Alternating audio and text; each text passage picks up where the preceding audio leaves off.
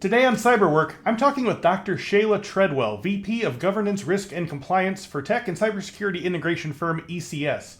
Shayla spoke at this year's ISACA Digital Trust World about the integration of AI into the GRC space, and in this episode we go deep on AI applications for GRC, as well as the roles for performing GRC compliance on AI tools and software.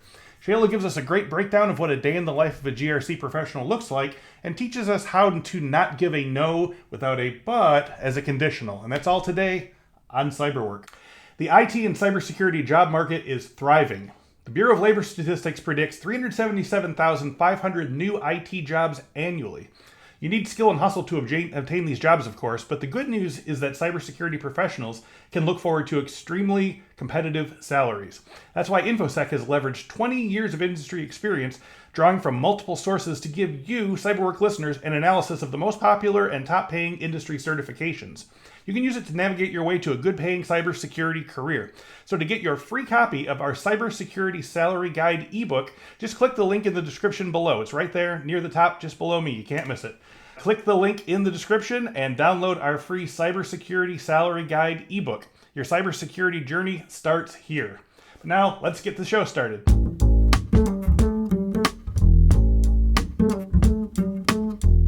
Welcome to this week's episode of the CyberWork podcast. My guests are a cross-section of cybersecurity industry thought leaders, and our goal is to help you learn about cybersecurity trends and how those trends affect the work of Infosec professionals, while leaving you with tips and advice for breaking in or moving up the ladder in the cybersecurity industry.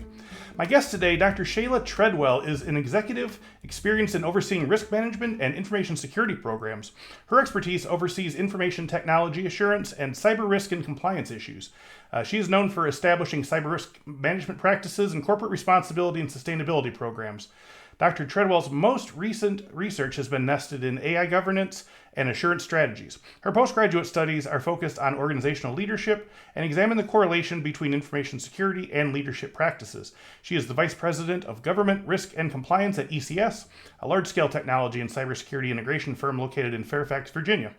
Additionally, she is co-founder of Treadwell Agency, a consulting firm dedicated to advising businesses on cybersecurity and digital experiences. So I met Shayla at this year's ISACA conference. She did a great presentation about GRC and AI and how they will intersect in the future and how they will not. And I wanted to have all of you meet her and be just as excited about her as I was on that day. So Shayla, thanks for joining me today. Welcome to CyberWork. Thank you very much. I appreciate the invitation. My pleasure. So Shayla, for a bit of context for our listeners, like I said, you were at this year's ISACA Digital Trust World, and you co-presented along with William Rankin on a session titled, "Oh, the Possibilities, Balancing Innovation and Risk with Generative AI." So as I said, my recent guest was also a fellow ISACA speaker, Alex Sharp, and it seemed, based on what we saw at ISACA this year, like a full 50% or more of the presentations had AI in the title. Yes. And as you say in your synopsis, quote, "The AI genie is out of the bottle. Whatever we're going to do with about AI now, ignoring it just isn't an option anymore." I think we can agree. So we got a lot to cover today, but I want to get our listeners to learn about you first. So where did you first get interested in tech and security, and especially like compliance and things like that? Absolutely. I actually had a very unorthodox pathway to this. Really? Initially, I was in digital marketing. Oh, okay. And I found myself in a space where I was the intermediary between back-end developers, front-end developers, and marketing, and trying to make sense of everything for everyone. So I've always worked in tech. And then I ended up making the switch in order to get into information security and cybersecurity. When I made that switch, it wasn't deliberate. I actually had an interview with former Chief Information Security Officer of Discover Financial, Jim McJunkin. He's a phenomenal gentleman. He asked me, "Hey, do you think you can write my speaker notes and my PowerPoint decks for the board?" And initially I was like, "That's all you want me to do?" And he said, yeah. And I said, "I could do that." Yeah. And when I entered that world, I had no idea what I was getting myself into. However, it was a beautiful nosedive into a world that I actually fell in love with, understanding every single domain I could. I was the person that would buy books. I would study, get certs, figure it out, because I really wanted to make sure I understood what I was talking about And the thing that really mattered to me the most is making sure that the alignment between cybersecurity and the business actually made sense. So we Yes. were driving the mission forward collectively. And from there, I think it's been some time now, well over a decade, Hmm. that I had an opportunity to do that, and I never look back. So I always tell people, it doesn't matter what path you're on, you can always pivot and join Hmm. the dark side. There are yes, there are a lot of forks in the road, and all of them are available if you want to if you want to Absolutely. go through a little underbrush now and again. But yeah, No, so can I ask about like say like the first couple months of the job where you were writing speeches and decks for your boss for the board. So obviously that was a huge ramp up because you said, oh, this is easy, just writing and PowerPointing, and then you were like, oh, this is a lot of research. Like what was the process of sort of getting those basics in place, and how long of a ramp up time was it before you felt like you knew the stuff well enough that you didn't have to sort of like learn an entire college class on every single topic each time? I will say the ramp never ends. Of course, yeah, It never ends. right. I think once you enter this field, you do commit yourself to being a lifelong learner. However, I Mm-hmm. will say in the very beginning, I asked a lot of questions. Mm-hmm. I would sit with people and say, just let me just watch what you're doing. Or Mm-hmm. I know I have no business in this meeting, but can I just be a fly on the wall to see what's happening in this space? Through that observation and building relationships with people, that is what really got me through. And I would marry that with going out and getting literature and figuring out what's happening. Whether Mm-hmm. it was getting a framework and saying, okay, let me understand what the heck this NIST CSF thing is, or, Mm-hmm. let me figure out what COVID is. And Right. marrying that up with the way that a program actually looks, that is what helped me. And I will also say that having the ability not only to see what happened in the program and to watch the people that who were doing the jobs of each one of those domains, it was taking them back and saying, okay, what does that mean to the company that I work for? Right. Because every company is different and the risk appetite of every organization is a little bit different, Oh and yeah. understanding the application of that. So it really was a big nosedive into a lot of literature, lots of questions, Mm-hmm. lots of being a fly on the wall, but that helped me bring it all together. Now, was that specifically around the governance, risk, and compliance space, or was it other things as well? No, it's interesting. It was about security holistically. It was Okay. about the entire Big program. big picture. Yeah. Yeah, yeah. I will tell you this. I did not start in governance, risk, and compliance because after I left the arena of, helping the chief of staff office and things of that nature, they actually ended up putting me in a training and awareness space. Hmm. Traditionally, training and awareness, everyone's like, oh, that's the easy security stuff over there. Yeah. Sure. It absolutely is not, because you have to know all of the policies Mm-hmm. in that space in order to translate it into digestible chunks for the audience that you need to serve. Yeah. So I will say, working in training and awareness actually prepared me for the job that I have now, because I had to know the policies and standards and procedures just as well as the people who were writing. Yeah. Well, okay. I asked that because I specifically wanted to know about how you got into the cybersecurity niche space of governance, risk, and compliance, because that like when I think of things that like people aspire to be within cybersecurity, like I don't think until recently, I don't think GRC is something people thought of as being a thing, let alone as big of a thing as it's becoming. So like, how did you get bit by the bug?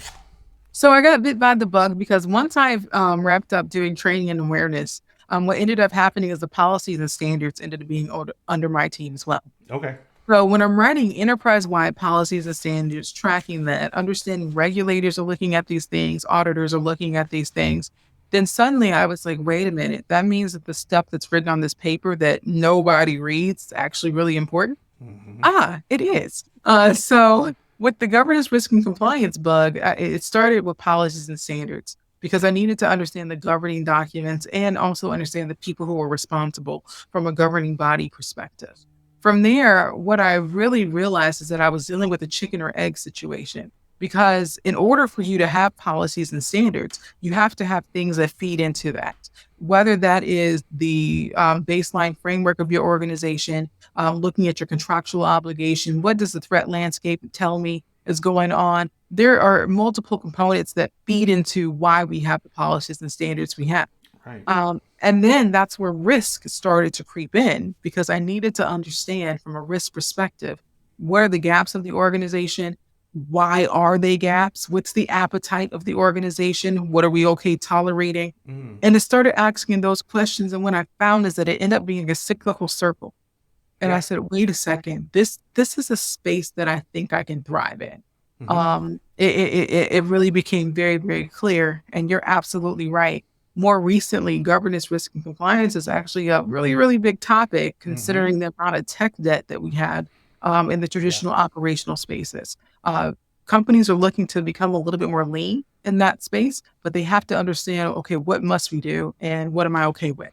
Yeah. Okay. Yeah. You said that you could see in the sort of circular nature of it that it was something that you could thrive in. Was there a particular aha moment or a moment where you really felt like you were kind of like, on top of the mountain and you're like, I can see it all from here? Did you have like one particular task or project, or was there even a day where you're like, I'm really good at this, or did it just sort of happen, steadily over time? You know what? It happened over time because whether it was FISMA, Sarbanes-Oxley, High Trust, NIST, CSF, COVID, I can name a whole bunch of frameworks. Sure. I started learning all that stuff, but it wasn't until I want to say there were murmurs about this thing called CMMC that started to go around, right? Sure. Oh yeah. And in that moment, I said, wait a second, this is what I've been doing, all of my career in security. Yeah. And when I started reading the controls, I'm like, wait a second, that's the same requirement as ISO 27001, and I can name the domain and you actually go through a process, you start to map stuff in your head. Yes. And it's like an aha. So when I'm building a framework, it's not just one of these frameworks, it's the organization's framework and its application. And I really think that's when I had a light bulb moment to really say, wait a second, this thing it's growing, it's getting bigger. Yeah, I wonder about that. If it's kind of like someone who's like multilingual, like once you start learning a bunch of languages, you start to see the commonalities. Is that the sort of the case here, where you're almost kind of thinking in different, different frameworks, or like, oh, well, this matches to this, and I can see the patterns in here and stuff like that. Does it all sort do, of, yeah. and I know there's a million tools out there that can help people map them, and Okay. trust me, they're useful. They're very, very useful. But I will say that once you get into this industry and you start to look at multiple things, you start to realize, wait a second, we're asking for the same thing over and over again in different ways. How do I streamline this to make sure that once I put together these documents and how I bring awareness to the company, there's one message. Yeah. There's just one message. I don't have to say, we're doing this because NIST 800-171 said da-da-da-da. I don't have to do that. Our passwords are what they are because I've looked at all these elements and that's the conclusion. That's what it should be. So it is kind of like that. Yeah. That's really cool. So I guess in a practical sense, can you talk our listeners through your role as VP Governance Risk Compliance for ECS? Like what's an average day or average work week look like in terms of like tasks and obligations, projects? You said average. Which is difficult, by the way. But in my role, there are some interesting spaces. So the first space I'm going to talk about is governance. From a governance perspective, that is looking at some of the committees we have, whether it's the AI ethics committee, architectural review, things of that nature, to make sure that you have the right people in the room making decisions that need to be. Also with governance, it really comes down to our policies and our standards and what that looks like as well. And making sure that they're written and they're documented, because the reality is it helps guide what we're doing. And then from a compliance perspective, that is when I have my team of assessors that are doing internal audits.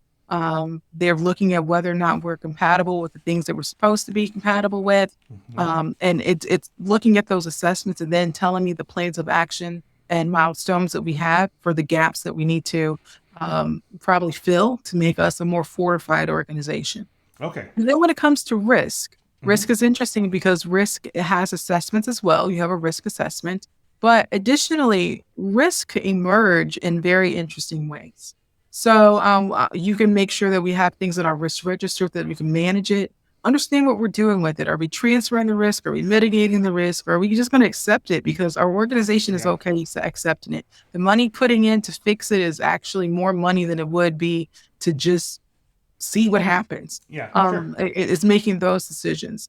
Along with that, in my role, I'm responsible for some of our resiliency activities. So my team conducts tabletop exercises to Mm-hmm. see if we can fortify some of our policies and standards and procedures in that space.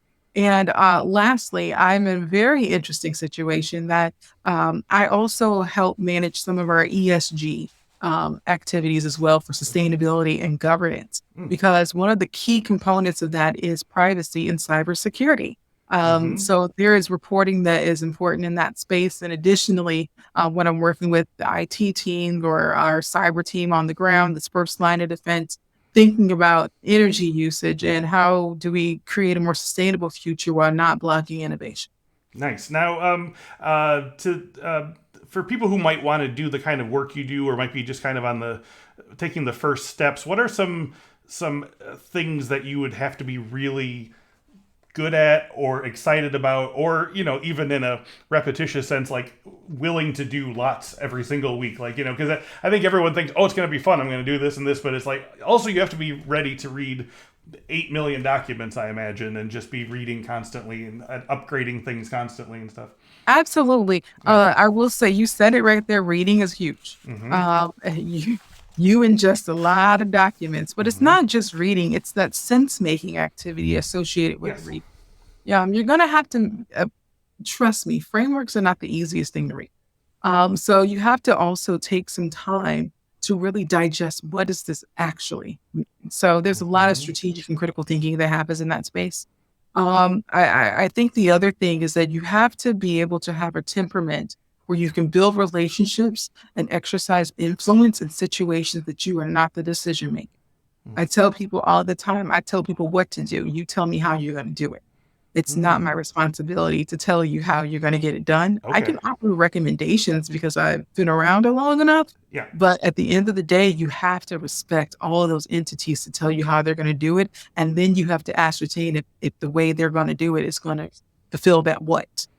Okay. I think the last big thing is communication, communication, communication. Mm-hmm. You have to be comfortable having uncomfortable conversations. Mm. And I always tell my team members, it's the art of saying no sometimes. You have to make sure that you say it in a way that is not offensive, but remember Yeah. that we enable the business. My job is not to be a gatekeeper. My job Mm-hmm. is to enable the business. So it may be a no, but let's Mm-hmm. explore this and critically think through that exploration process. So if you have great writing skills, great critical thinking skills, if you're okay reading and you don't mind looking at policy language and the legalese of things, this is a really, really good space. So scrubbing away any like specific example details or anything like that, can you give me an example of a difficult no but that you've had to do? Like what are some of the sort of archetypal no we cannot do dot dot dot kind of things? Absolutely. So in the governance risk and compliance space, traditionally you may own an exception process or risk acceptance Mm-hmm. process.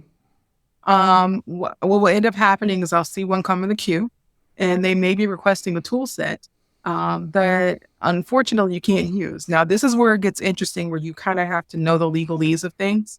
If I'm requesting to use a tool set, and let's say my customer is a part of the Department of Defense, okay? Mm-hmm. That means that they have to follow DFARS Clause 7012, most likely. If they have to follow DFAR Clause 7012 and it's Department of Defense and some other FAR clauses, that means that the tool set that you're going to be using needs to be FedRAMP moderate or ATO'd at the minimum. Mm-hmm. And if I have someone coming to me saying, hey, Shayla, I want an exception to use this tool, and I don't see that compliance level, and now, mind you, this is where you kind of cross over to working with your contracts team a little bit too. Okay. Um, I can say, no, unfortunately, this is not the best tool. However, tell me a little bit about what problem you're trying to solve. Right. If I find out what problem you're trying to solve, I can say, you know what? You may not be able to use that one. However, check these out. And, let's work with the IT team to see if we can get you access to this. This may be able to solve your problem. So then I'm in a situation where I had to say no, unfortunately. And it's not always fun to say no. Mm-hmm. But at the end of the day, I'm not going to keep you hanging out there. We're going to figure out something to satisfy the problem that you're trying to solve. Yeah. Now, I'm sorry, I keep going on this because now you got me fascinated, because I think this is like the most concrete that I've heard someone discuss, like the day-to-day nuts and bolts of GRC. Like, do you have like, are there a bunch of like sort of projects in the air, or are you kind of answering these questions quickly as they come in and there's just like a fire hose, like a million of them? Or do you have things like, oh, this is a bigger problem, it's going to take us 4 months to sort of untangle, and meanwhile, no, you can't use that tool, you know? It's both, unfortunately. This space, that's why I said this space is not boring at all. It may seem like it is. It's not boring. Yeah. You don't know what's going to happen day by day. We do have some situations where we have bigger needs. I'll use another example. I'll piggyback on the example I just had, right? Do it. Right. I just told someone no, but tell me the problem you need to solve, right? If the person comes back to me and say, well, I was using the SaaS version of that in the cloud. However, they have an enterprise version that is fully acceptable. It is. Okay. How much does that cost? Now, this is where the business comes into play. How much does that cost? Well, it costs this much. Okay. Our budget from an IT perspective does not allow for that at this point in time. However, what we can do is start looking at the next fiscal year. We can try to get that in budget. And that means that, the enterprise version, if the senior executive staff agrees, is something that we can look into if the money's there. Now, that's a situation where if they say yes, that means that's a project. We're onboarding a new tool set. We got to work with our IT team. We got to make sure that from an Active Directory perspective, we got single sign-on going on. It has to go through third-party risk management. That takes time. That takes a lot of time. Yeah. However, in the immediate, it's no, we can't do it. Here's another option. But in the future, it is a possibility. So a lot of times you'll find tangential projects that'll happen like that. But that happens still in the midst of got to get through this ISO 27000 audit. High trust comes in summer. CMMC provisional audits coming at this time. It's a cyclical process while you're answering those fires immediately. So in addition to needing to be able to read a lot of pages, you also, I imagine you need to have a good project manager's brain for keeping a lot of plates in the air at the same time. You do. You have to keep a lot of plates in the air. But again, you're not the arbiter or the accountable party for whatever that project is. You are a consultant and informed party. And even though those plates are in the air, recognizing what your role is in there can be challenging sometimes, even when you think you know the answer. But the reality is that it's about the business, and it's about what's going to drive the business forward from a visionary perspective.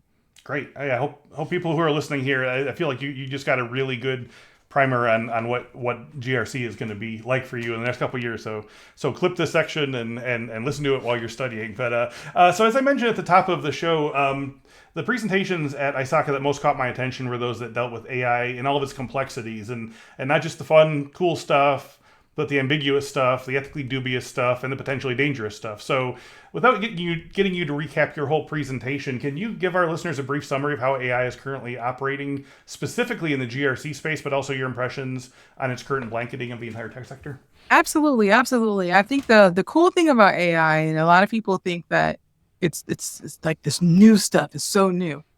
Concept of artificial intelligence has been around forever and a day. Even if I go back to the inception of the Jetsons, I tell people that all the time. You have Rosie the robot, rolling around, right? Yeah, absolutely.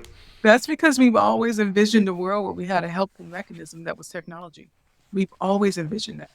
Now, where things got interesting is when we start to see the GIA really take off in large language models in the early 2010 and stuff of that nature. And it's gotten better over time, which is phenomenal. And the thing about it is a beautiful balance between innovation and risk at all times. I think that most organizations are dealing with the fact that right now, and about 85% of their tech stack suddenly just turned AI on. And they probably didn't even ask you if it's okay. But it's not a bad thing. I do feel that with the right governance structure to accompany it, it can be a phenomenal thing for any organization. And when I say governance is happening in two specific areas. It's with the creation of AI, looking at the algorithms and understanding the data sets they were training it off of and the ethical considerations around that. And then I think the other area is looking at the governance perspective when it comes down to the risk and cultural alignment of organizations and if I'm okay with that as a company. And when you start to look at AI ethics committees or boards and things of that nature, it's really managing that oversight from a governance, institutionalization, and operations perspective so that it can be cyclical, so that you're constantly looking at ways to improve the distribution of it in your organization, whether it's through ensuring that you have policies that are written appropriately to talk about the efficient usage of it, integrating it into your DLP programs and things of that nature. You got to write that into place. Like your leadership has to agree on it. It has to be there. But once you get that governance, when you're trying to institutionalize, what are you going to tell your people about it? How is it going to help their lives when they're doing their jobs? And even if you allow a large language model, are you teaching them the best way to prompt? Are you teaching them what information should go in there and what should not go in there? And given there are some tool sets out there that do sit in between the human and whatever large language model they have. So that can help as well. And then lastly, thinking about how do I audit that? How do I check that? What does it look like? And you can use either your technical teams to do some type of red team activity when it comes down to prompt injections and things of that nature. And you can also get some good readout as to understanding how your people are using it and ways to improve it. Holistically, it's about getting the right people at the table. When you get the right people at the table, it does not mean that they are more senior. That's the biggest thing we said in the talk. Me and if you don't know William Rankin, please look William Rankin up on LinkedIn. He is phenomenal. Also great. Yeah, absolutely. He's a great guy. That's the big thing. You have to understand that it may mean that analyst is at the table, that marketing junior writers at the table that uses ChatGPT to help write things. You have to get the right folks at the table to have the conversation because that's how you're going to make sure that you understand how your organization is going to use it. Yeah. Now, to give us some practical ideas, I want to talk about it sort of attached directly to GRC elements. Are there, because you talked about being able to sort of see through all of the different, programs. And I imagine this is sort of a thing that, that could be really beneficial with large language models and AI and all this. Is this something that you think is something that can be really useful in the GRC space, or are there? I mean, I'm assuming there's also like issues or things, guardrails around it. But what's the playing field look like in that regard? Sure. For the GRC space, I'm going to talk about it from two perspectives. A, as a GRC professional, how is this going to impact our work? And B, how we can leverage AI in order to make our work a little bit more productive. So the first thing I would say is we've seen evidence that folks didn't believe it, but you're starting to see people get fines from regulatory findings of using AI in other countries. If you have an international organization, you'll probably see it more when it comes down to Asian-specific countries, as well as the European Union. They have a lot more teeth in this space. Right, sure. I believe, I think it was China that ended up suing OpenAI because of the leakage of like 600 plus users' information. Wow. And it was against one of their regulations for the country, and they won. Additionally, I know Yum Brands just got done dealing with this situation. They actually had a bad actor attack their organization using AI. So we're starting to see it more in this space. So we have to pay attention to it because it is embedded in regulation. And that's something that GRC professionals have to be mindful of. Now, at the same time, as a GRC professional, leveraging AI to help us do our jobs is something that's starting to emerge more as well. Whether it is being able to use some of these API connections with these tool sets to understand the posture of where the organization is, so that from a risk perspective, we're able to garner what's happening. That's something that can be used. I've seen tool sets that help you write policy and help you write SSPs and things of that nature.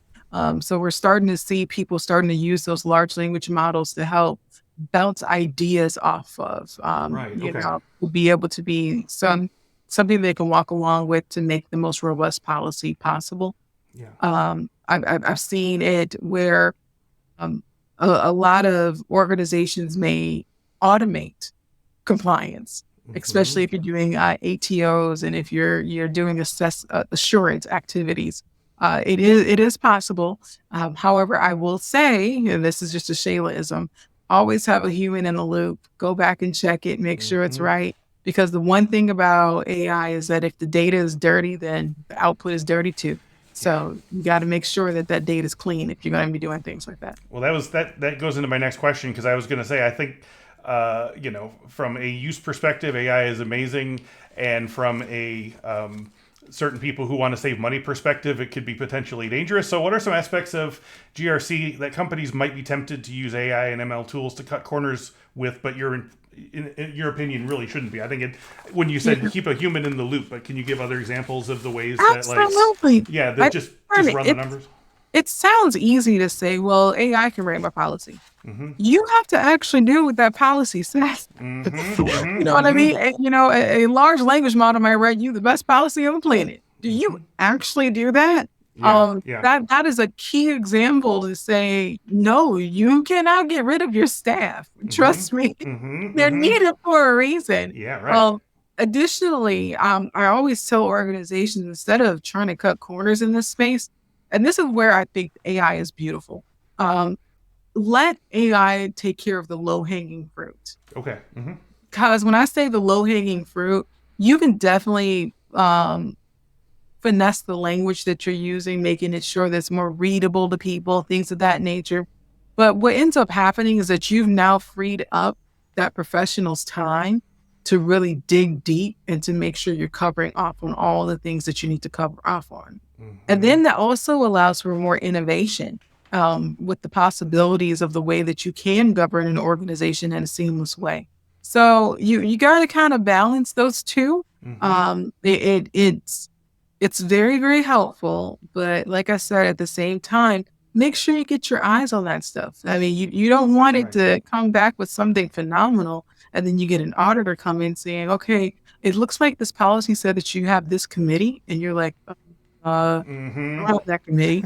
It may be a phenomenal best practice, but you don't do it. So you got to make sure you get it done. That gets to the sort of to the core issue of whether the C-suite even knows what you're doing down there. If they think that you all are just a stack of paper that that says that we're okay here, we don't have anything to worry about, kind of thing. No, it's not like that. It's really crossing those T's, dotting those I's. It really, really is. Because I think another thing that people think is that with compliance, you're just looking at frameworks and regulations. No, you're looking at contractual obligations as well. You're looking at what your organization has promised some other people. Right. And you'll find a lot of times that after an award is given, or that organization may come in, they may have a clause that says, hey, we can audit a couple of things. Can you give me evidence of this, that, and this?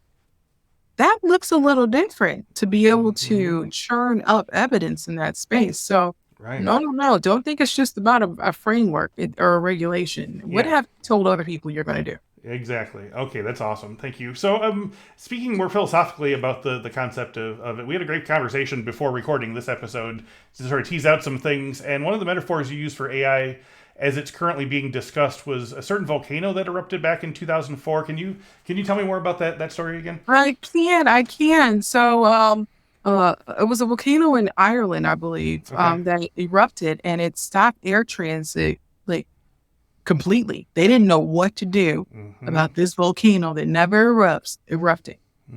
And it really shows a situation where you're dealing with this concept called VUCA. VUCA is volatility, uncertainty, complexity, and ambiguity. And its term was coined by one of the military colleges after the Cold War ended.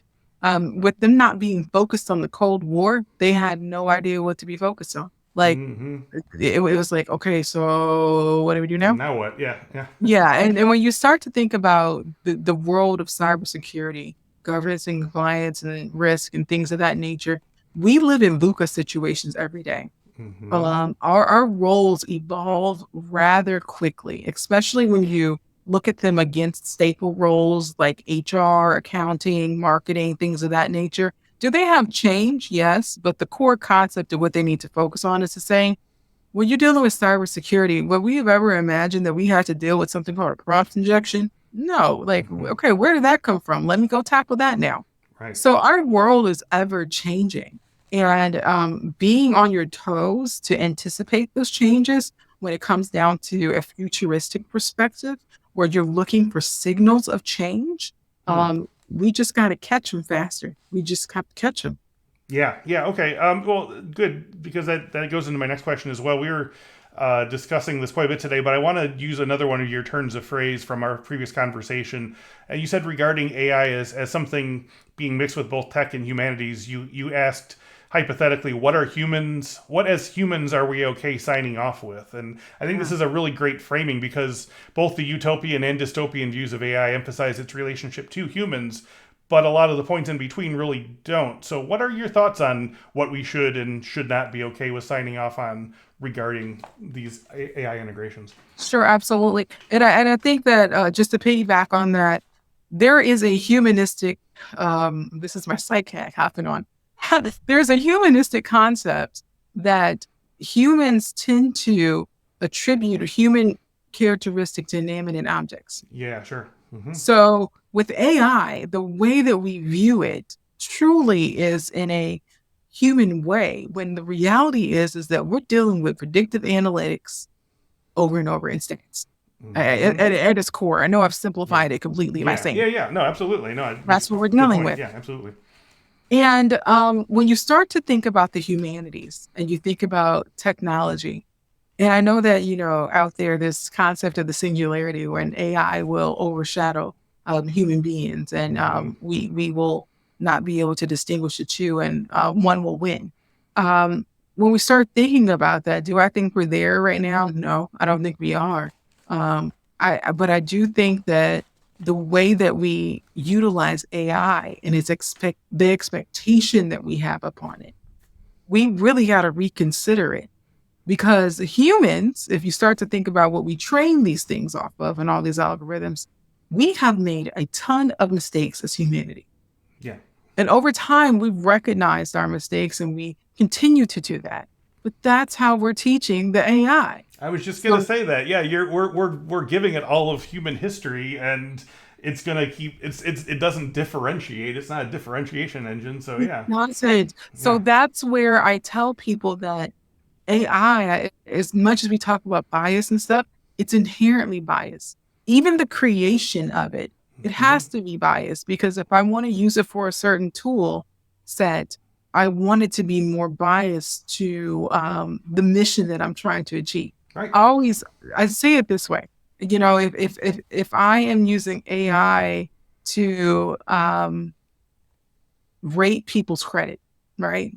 And I rate their credit, is the AI going to naturally say, you know what, let's use the credit score that's the best so that they can get a lower APR? No, if that's the morals and values of the organization that's trying to use AI to help, you got to actually tell it that. You got to say, hey, don't make me more money. I want you to I want you to pick the one that's the best score to help my customer, because I care more about customer loyalty and people than I do about making money in that space. I've all of a sudden injected a belief system or a notion that is not normal to the way that AI wants to please its owner, the way that it wants to please us. So we have seen instances where, for example, if I can't go off and ask Gemini or ChatGPT, hey, give me some malicious code really quickly. Like, I want to go over here and hack some, right? Yeah, right. Give me some code. Give me some code. Hook me up. It actually will give you a response back that it can't do that. Right. However, when we start to look at how people maliciously use these tool sets, they'll say something like, hey, I'm a professor and I want to teach my class about, some bad code to look out for. And what's the AI going to say? Sure, because it's programmed to want to help you. It wants that interaction. Exactly. And it's like, here goes something you can use. That's a completely different question. So we have to be very careful as we continue to roll out AI, especially in the deep learning space where we're starting to look at neurologically trying to get those AI to work the same way as our neurons in our brain. We got to be careful with what we're okay with and what we're not okay with, because it starts to ask questions about our moral compass.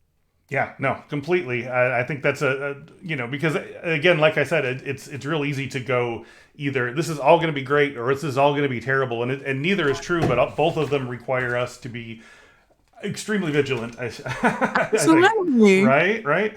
So I want to talk about any listeners who might be wanting to work directly in AI governance, and I think this is maybe this is not something you do as much directly because you're sort of working in GRC with AI, but in terms of like a job search term that's just starting to get traction and is working with maybe the creation of the AI within GRC, like what are some skills or degrees or certifications or experiences that they should be prioritizing now to sort of be ramped up into being able to sort of, like you say, steer the AI to do this type of work?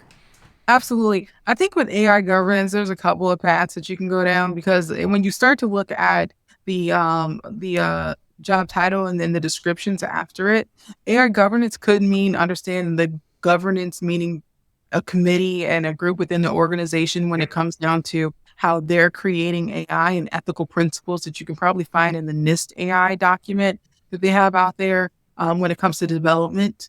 That's going to be really important, and how you train the AI and things of that nature. So you can go down a very technical path, especially if you have a development background and that's something that you're interested in and you want to make a pivot. That's a beautiful pivot point. Another area around AI governance is really, really critical is when you start to look at commonly used technologies, whether it's a SaaS solution or a cloud environment, things of that nature, and understanding from a regulatory perspective, what are those inherited controls that they can pass on to their customers? That's something that's quite critical because they're attempting to pull humans out so there's automated a little bit more and being able to answer some tough questions when organizations come to them and say, hey, can you tell me a little bit about the data management of all of this stuff and how you're using this data? This is really, really critical when you start to view the privacy lane, whether that's GDPR, CCPA, things of that nature. There's a beautiful opportunity for people who love that space to work with organizations to understand what's happening to the data and how it can be viewed and used in the future, and understanding, similar to the way that we do some of our bigger frameworks, how those controls can be inherited by companies. So if they're going through a certain certification process, they can inherit those things. Lastly, when you start to look at AI governance, I would tell folks that you really need to not necessarily understand how AI is created. I'm not telling you to go off and create your own algorithm or go and hunt things. You know what I mean? That's not necessarily the key. But from a governance perspective, you really have to think about what are some of the risks that you want to help organizations thwart through the usage of AI. And do you truly understand what's happening in that space?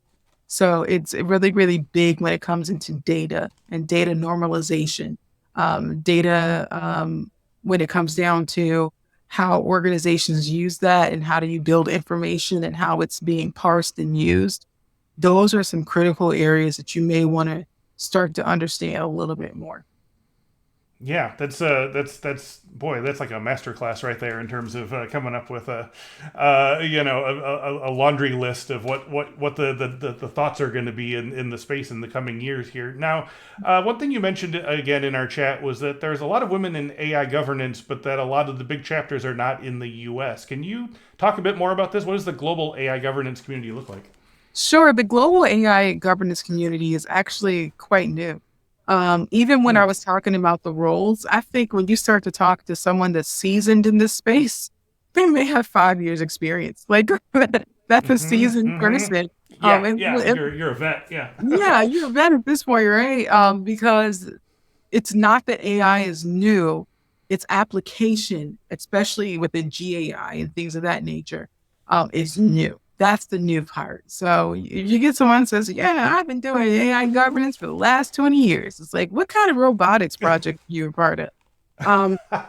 Right. But with that, what you're finding is that representation, and specifically for women in the AI world, the Western world, well, I'll say the US primarily, we're not as current in this space.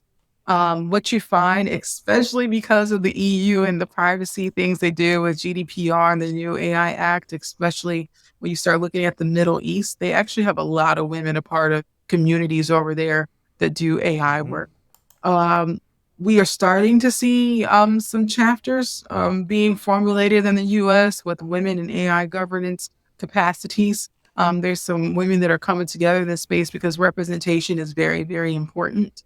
And Hmm. even when you start to do hackathons, pen tests, these kind of things to truly understand what's happening in the world, you'll see that some of the data Yes. that you have on underserved communities is probably not the same data that they want AI to think about them with. No. And Yeah. this, Good point. Yeah. yeah, and I will even say I have a wonderful colleague out at Berkeley University. He's absolutely awesome, and they did some work. I want to say um, a few years ago, maybe or so, where they were looking at AI in healthcare, and what they ended up doing is allowing some AI tool sets to triage patients as they came in to understand the criticality of the care that they needed. And what they found is Hmm. that women, particularly, and people of color were not served as quickly by the AI based off of their pain Hmm. thresholds. And Wow. it wasn't because the AI was trying to be inherently biased, but it's all based off of the data sets that we give it and what we Hmm. historically know, when it comes down to underserved Right. populations and pain tolerance. So that was an area where, they flat out said, no, we can't instantiate this in our hospitals because if I had a person evaluate that person, they would have never said that. Yeah. So Yeah. it goes back to our previous, conversation to talk about there's some stuff that we're going to have to inject into AI for the future that we actually want to have. Yeah, no, I totally agree, and I think it really does sort of speak to, the falsehood that facts or stats are inherently neutral. That Yeah, you just have the numbers and the numbers don't lie. It's like the numbers can do a lot of things. The numbers can dance and stand on their absolutely. head and zigzag back and forth and this way and that way. So, yeah, no, I think that's a really a vital part of this whole discussion. Now, I do want to turn it on his head. Now, this is Okay, another okay, aspect of it. yeah. There's a lady out here in Maryland, where she is working on identifying skin cancer on Hmm. individuals. Okay. And Mm-hmm. AI has been proven to identify a lot of things actually before medical providers because they have the data to Great. be able to do it. So there is a way that it's extremely helpful. That's why I always say Yes, there's for two sure. sides to this coin. Yeah, yeah, yeah, However, absolutely. what they found is that the more melanated the skin, the less the AI had the ability to catch the skin cancer. And it Mm-hmm. wasn't because, people in this demographic didn't get skin cancer. It was because they didn't have enough data sets. Mm-hmm. So it was just like, oh, we have to go get more data so that we can Yes. complete this project. And there's funding behind Yeah. it and everything. So that's another situation where it's just like, we just need more data. If we have more data, this could be a phenomenal thing. So that's Yes. why I say And like, then, yeah. yeah. Yeah, no, I would say it's like, but that also means that it's up to us as the sort of human inputs into this that we need to actively seek out those data sets and not just say, well, I'm sure it's fine. Yeah, yeah. So that's why I say there's beautiful opportunities on both sides of the house. Um, but either A, we have to say yay or nay to certain things that AI may draw a conclusion to, or we just haven't given it enough data to do its thing. That's all. Yeah, yeah, no. And well, lest we think of this as all doom and gloom, I mean, you also said in our conversation, in no uncertain terms, I'm an optimist in this space. And one more example you mentioned, and this is not medical related, but was one of the things that ChatGPT could be a great equalizer with was. When it comes to helping young people with less financial resources to start putting together, say, a college application or things like that. Can you speak of some of the less seen but very exciting opportunities that tools like ChatGPT can provide to communities that didn't previously Absolutely. have access? I absolutely. I think that this is a phenomenal time for small business owners. Suddenly, you Hmm. have this tool set that can help you get things done faster. You have a companion that walks with you that you can bounce things off of. You can use it as a tutor, a lot of times for students. So I actually am an Hmm. advocate for students using AI tool sets. I just think that the learning process might have to change ever so slightly. Because what I'm finding, even with, my own goddaughter, brother, whomever it may be, I Hmm. don't mind you using the tool set to get an answer. However, I might ask you afterward, okay, it gave you the answer. What are some other ways you think it could have got the answer? That's critical thinking. That's okay. That's completely Yeah. okay. And I really, and I know the conversation we had, I really look at the underserved population for college students. A lot of Hmm. students who have access to more wealth, they're able to hire tutors, they're able to hire people to help them write college Yeah. essays and things of that nature. If you come from an underserved community, you can't do that. But you know what you can do? If you learn how to prompt the right way, you can get on Chat GPT and say, not write Hmm. my essay for me, but help me understand some things to put in here to make it Yes. a better essay for me. So I don't think that Yeah. people should be necessarily penalized for using these tool sets. I just think that we may need to ask the question differently because learning can still happen. Yeah, yeah, and I mean, I want to, I feel like the last thing that we were really scared of was Wikipedia in the same way. Yeah, there was this notion that no one's gonna remember anything anymore because they're just gonna Wikipedia, and I know that it gets abused a lot, but like, as time goes on, we're finding that like a large percentage of Wikipedia is like stunningly well preserved in Yeah. terms of its knowledge, and I feel like ChatGPT is going to go through those same kind of growing pains where we don't trust it, and then we're gonna be able to sort of lock it in a way. And again, I think it's gonna be that oversight. It's gonna be that human oversight element that's gonna make it like Absolutely. that. But the parallels are hard to miss. I feel like in this case. I agree with you 1000%. That's why I tell people I'm definitely an optimist in this space. I think Hmm. that we can definitely change the world. We have so much knowledge, and to be able to aggregate that is a wonderful tool for us. I do think that, and I know the Institute for the Future did a research study back in 2018 for the 2020 workforce, and we were 4 years past then, and it seems to be pretty accurate. But one of the areas of that study was understanding that the future workforce had to be able to engage in more sense making. And I thought that was fascinating the first time that I read that. However, when I Hmm. start to look at sense making, we can use ChatGPT, we can use Gemini, we can use all these tools to help get some information aggregated to us from multiple sources. But do we understand what that means? And as a Hmm. human, how do we go through a sense making process in order to make things better? So I'm extremely optimistic for the future. I think that we can leverage these tool sets to do some phenomenal things if we want to. It just means that we have to refine it a little bit. That's all. Yeah, I totally agree. Now, we're coming up on the hour, but before we go, Shayla, I want to ask you something I ask all of our guests. Do you have a piece of career advice that you've received that's been influential to you, whether it was a parent or a mentor or a colleague or just something you read somewhere? Yeah, yeah. I think the greatest advice that I've ever gotten is to fail forward.